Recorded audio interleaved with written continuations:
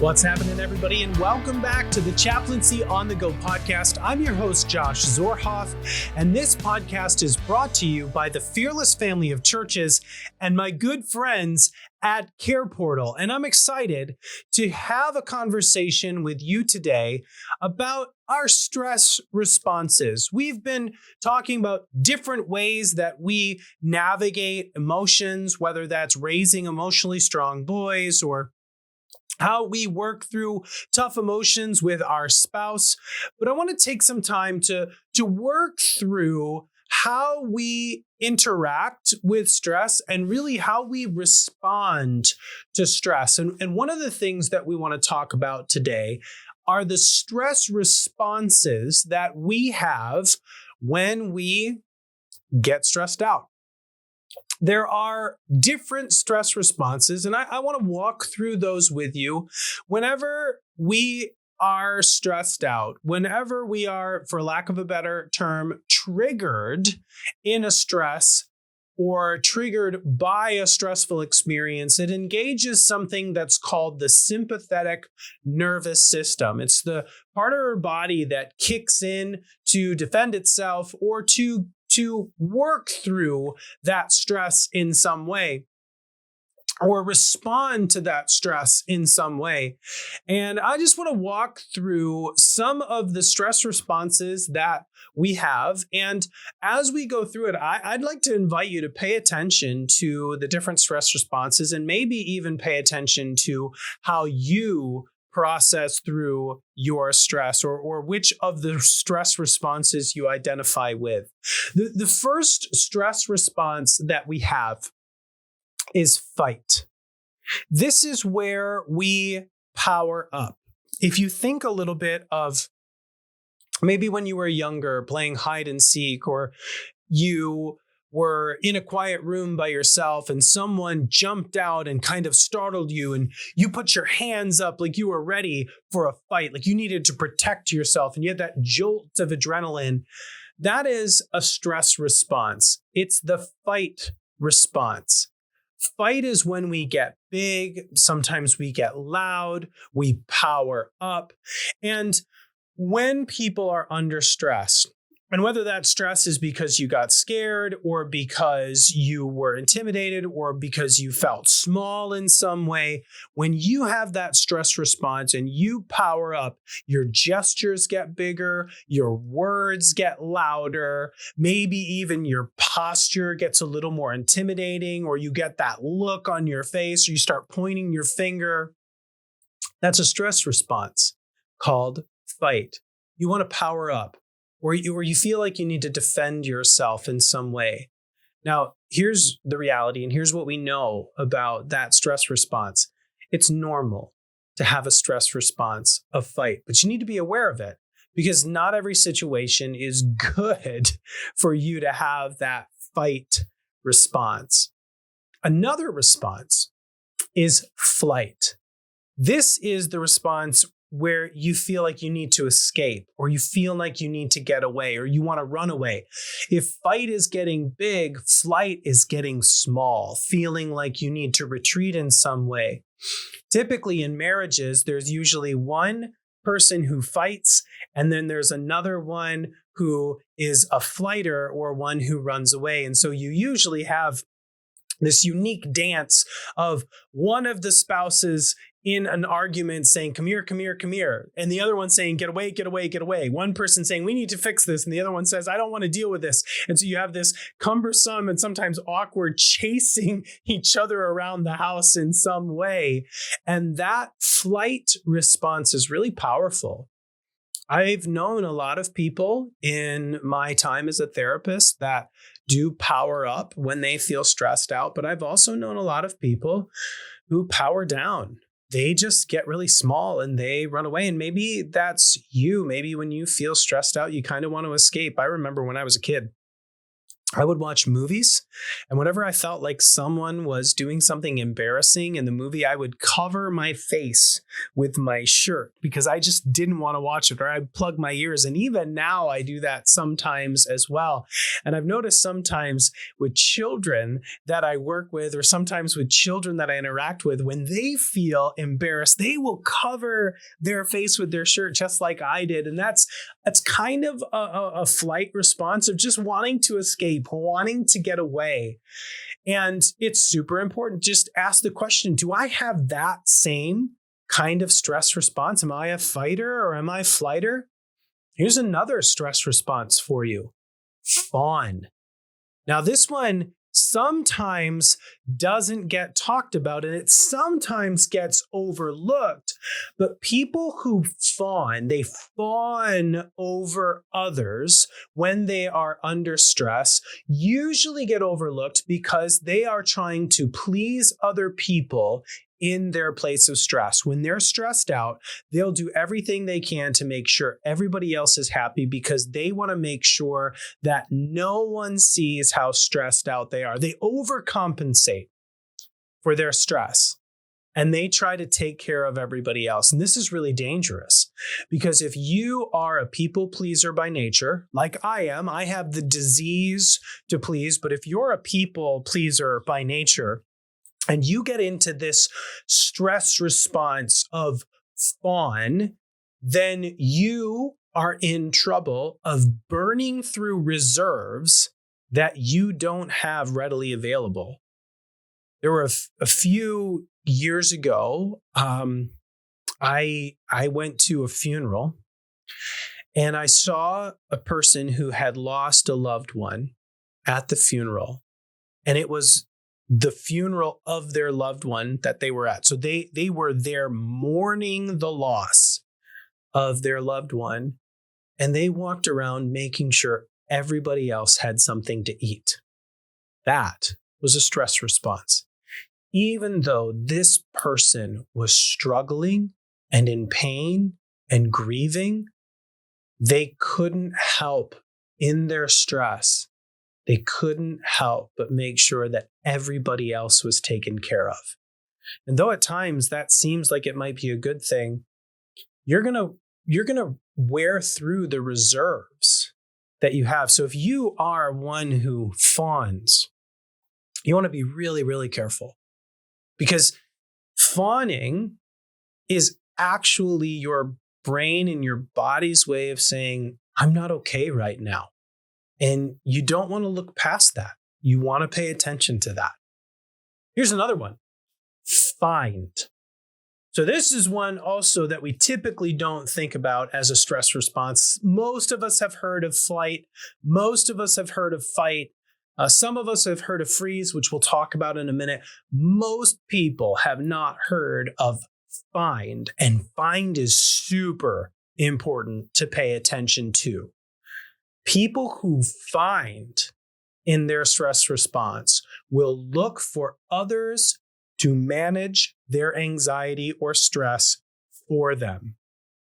This is sometimes seen in the workplace with a boss who will delegate responsibility, but not just delegate, they'll come to you to solve a problem that they have because they're stressed out about it.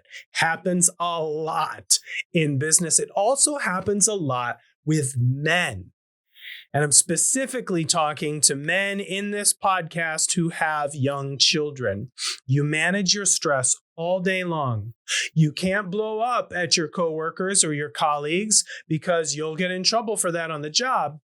But then you walk in the door and you're talking to your wife and your kids are acting crazy because they've been at school all day and then they're not picking up their toys or they're not doing what they're supposed to do, and your wife needs help, and then she comes to you and she's unloading on you because it's been a long day, and then you lose your bananas on your kids and you start managing them or start barking orders at them or start asking them to do things, even though they don't have the emotional energy or the resources to do it to the degree that you want. You're finding someone to be an outlet for your stress. Find is a big one. happens in the job, happens in the home. But if you're stressed out and you're constantly looking to other people to take care of your stress, fix your stress, listen to your stress, manage your stress, you want to pay attention to that one as well. And then there's freeze.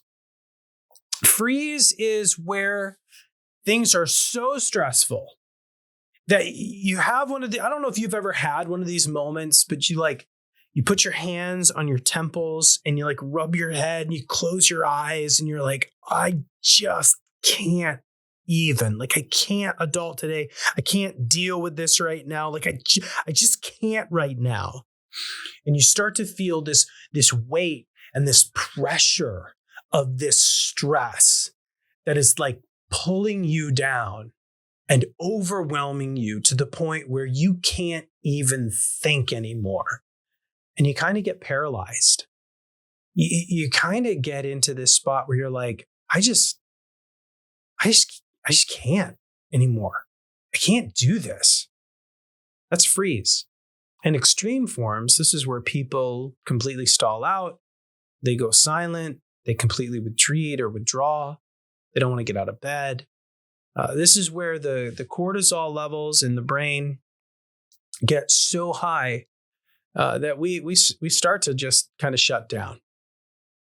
And that happens. But this last one, this last F word of stress, of the stress responses, is another big one to pay attention to as well. Fold. Sometimes it's also known as flop.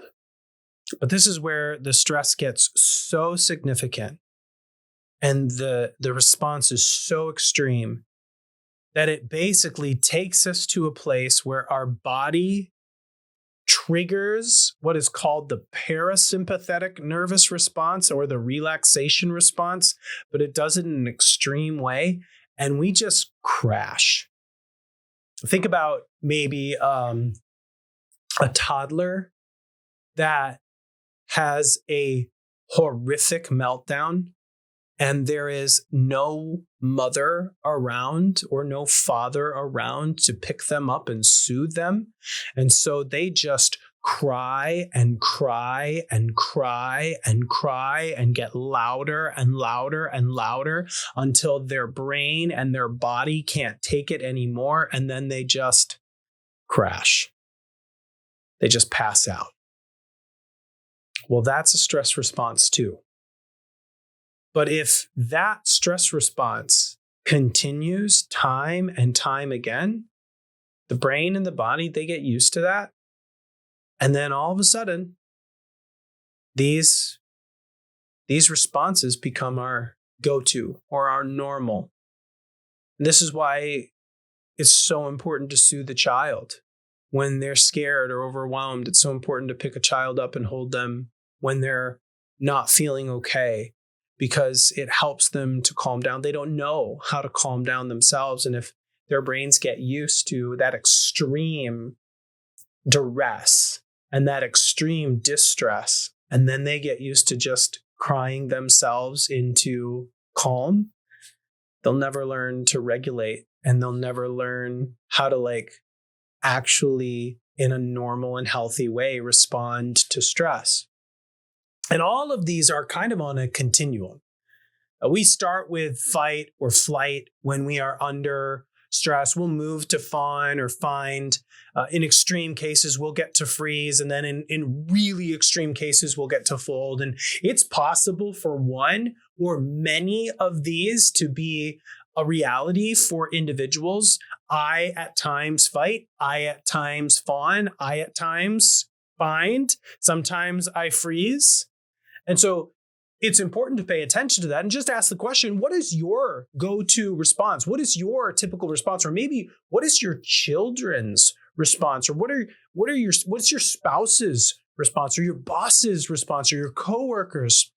And let me just say about this, it's okay if you're a fighter. Listen, I'm a fighter. When I get stressed out, I get big, I get loud, my gestures get bigger, I can be really intense, and the world needs me to respond to my stress in that way. It's good that I do that, but I also have to be aware of it, because if I'm in an intense situation or I'm really stressed out or I'm frustrated about something, I can get really loud, I can get really intimidating, I can get really big, I can be scary to certain people, especially if their stress response is flight or freeze or fawn. I can start barking orders. And then all of a sudden, people get out of whack. So it's really important to just ask the question, okay, what's my response? How do I respond? And then how do I help the people around me know that, so that when I'm stressed out, I can see that in me, or they can see that in me, and we can have a better understanding of how we're going to respond. Sometimes I have to tell people when I first meet them, listen, sometimes I get loud. Sometimes when I get stressed out, I can use big gestures, or my words get louder, or I can power up a little bit. And so if that's a thing for you, just let me know, because I don't want to scare you. And I know that maybe that sounds weird to you, but I think it's really important to just be honest about who we are and to tell people, hey, this is me. This is how I kind of respond and relate to the world. And then just acknowledge that. And so that's the question I have for you, kind of as we wrap up here. What's your go-to response? What are your ways that you respond to stress? And whether it's fight or flight or fawn or find or freeze or fold, how does that play a role in your day-to-day life? How does that play a role in your family or in your workplace?